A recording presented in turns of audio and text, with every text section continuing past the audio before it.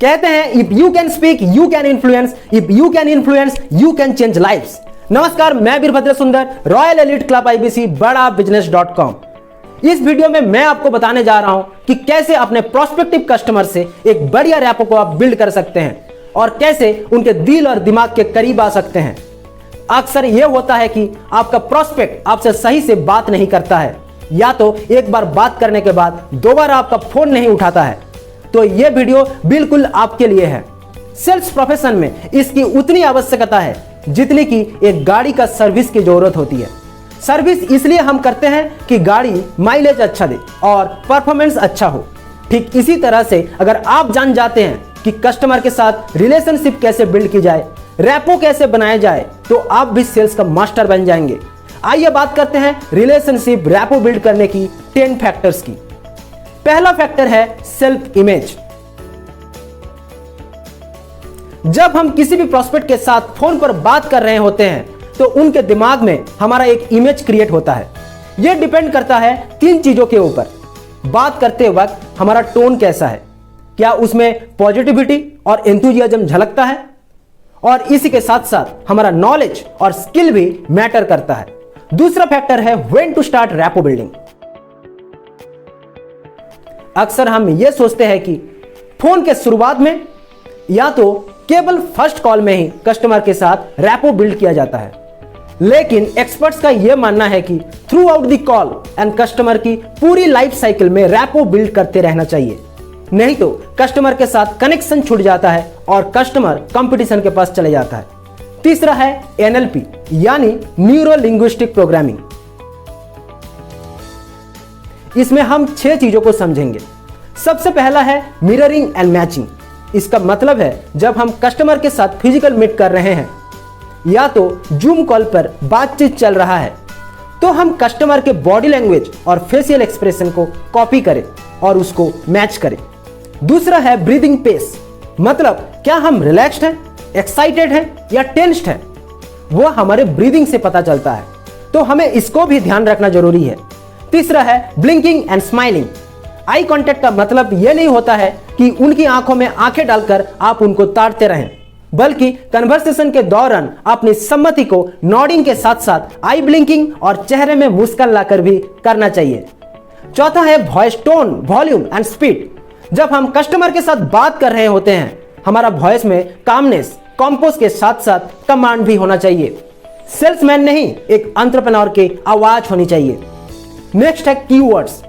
हमारे बात करते समय कस्टमर को एप्रिशिएट करने के लिए कुछ शानदार कीवर्ड्स भी यूज करना चाहिए, जैसे कि wow, that's amazing, awesome, mind blowing, marvellous etcetera.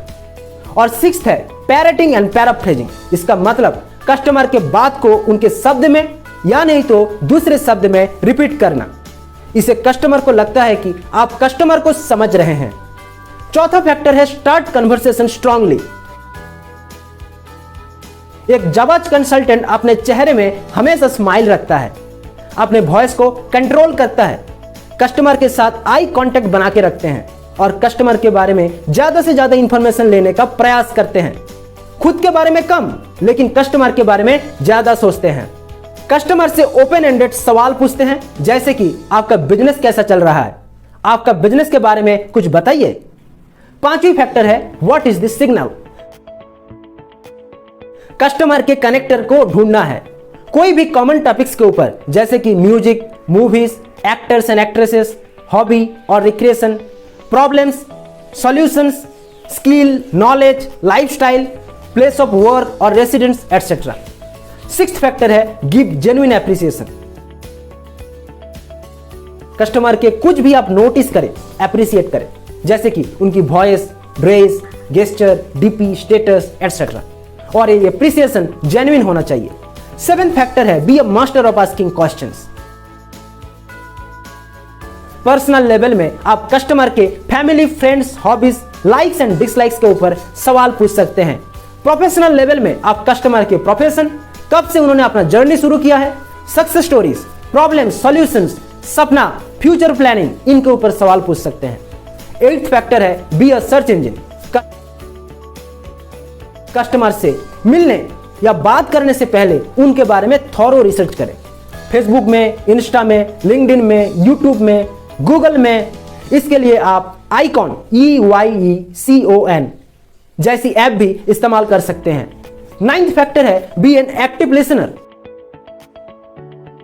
Listening में 5 लेवल्स होता है। पहला लेवल है इंटरप्टिंग, मतलब कस्टमर के बातों पर बिल्कुल ध्यान ना देना। दूसरा लेवल है हाईजैकिंग, मतलब कन्वर्सेशन को कस्टमर के अराउंड नहीं, केवल अपने अराउंड बिल्ड करना, मैं और मेरा, खाली इसी बारे में बात करते रहना। तीसरा लेवल है एडवाइजिंग, जहां पर आप बहुत ही जल्द कस्टमर को एडवाइस देने लग जाते हैं। चौथा और पांचवी लेवल है attentive listening and active listening, जहां पर आप कस्टमर को समझने के लिए उनको सुनते हैं और कस्टमर को बोलने के लिए प्रोत्साहित करते हैं। 10th फैक्टर है बी ट्रांसपेरेंट